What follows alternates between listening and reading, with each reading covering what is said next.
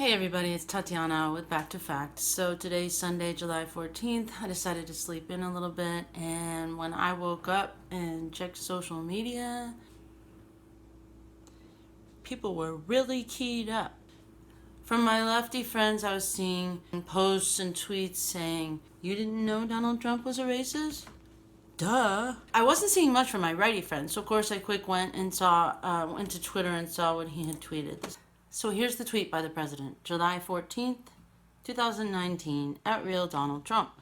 So interesting to see progressive Democrat congresswomen who originally came from countries whose governments are a complete and total catastrophe, the worst, most corrupt, and inept anywhere in the world, if they even have a functioning government at all, now loudly and viciously telling the people of the United States, the greatest and most powerful nation on earth, how our government is to be run.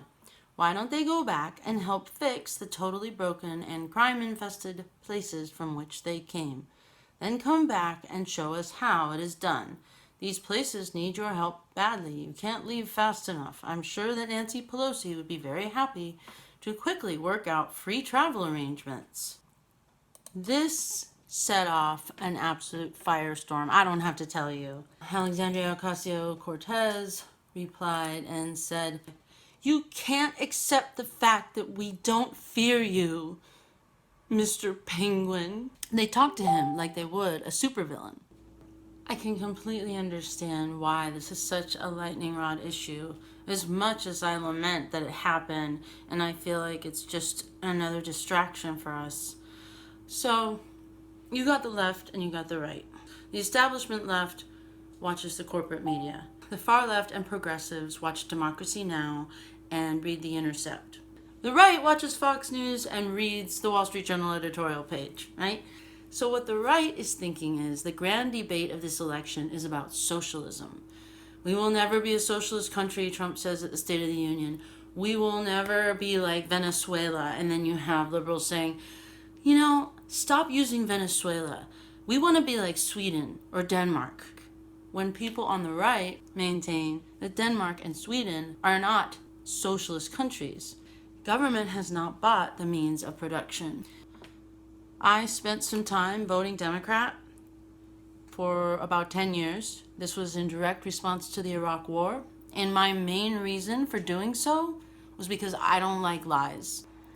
From what I could gather, the media that was being really honest during that time was more like publications that progressives read now, precursors to The Intercept, news from abroad, and occasionally corporate media here. But the New York Times was doing the reporting that was gunning for the war, and so was Fox News. To me, you have to look at their fruits, you have to look at their behavior. So fast forward to 2016, I can't imagine anything that a Republican would stand for that I would like. I remember hearing Ted Cruz saying he was going to move the capital of Israel from Tel Aviv to Jerusalem, and I was like, I hate that guy. I hate him. I really couldn't imagine a Republican having any idea of what was good for the country based on actual facts or research. And this came from watching Fox News around the time of the Iraq War and after as well, even though I didn't really watch it. I just thought it was a basket of lies.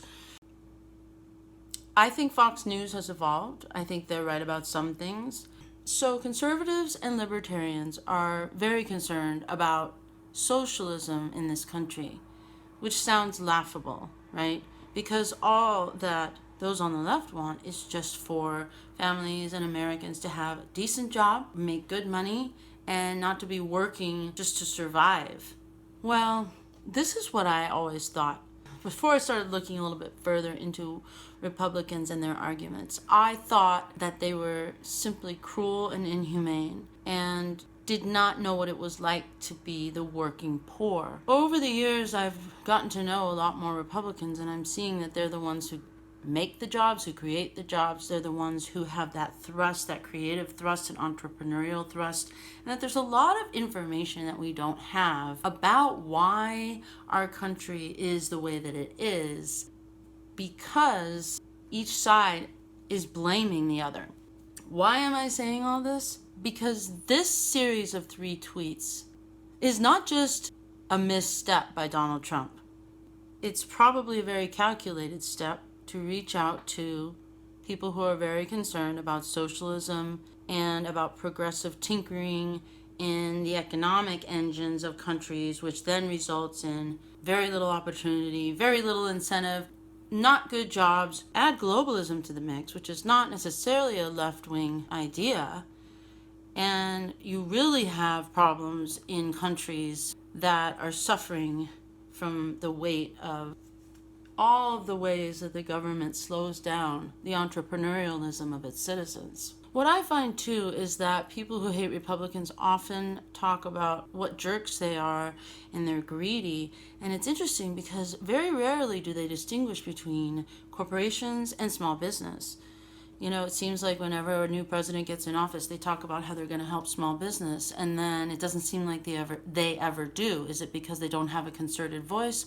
I'm not sure, but when I see the real heart and soul of the conservatives in this country, I now see that it is small business. It's community banks. Incidentally, I don't know if you heard, but the regulations that came down after the housing crash, they did not distinguish between investment banks, corporate banks, and community banks. And so the community banks have been closing their doors because they have been subjected to the same draconian regulations that the bigger banks actually deserved. A lot of times, because our country is awash in so many different issues, and we have this fire hose of information that we're all drinking from, and yet not really a drop of any context, I found that it's really important we get not only the story right, but we understand the perspective of somebody we don't agree with. A lot of conservatives feel that proposals like the Green New Deal, socialistic proposals like Medicaid for all, are a serious misstep. Now, a lot of these people are business people. A lot of these people know what it's like to be responsible for workers.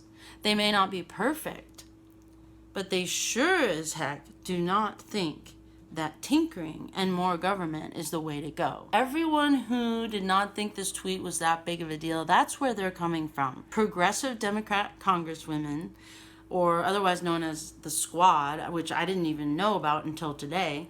Rashida Tlaib from Michigan, who was born in Michigan and from a Palestinian family.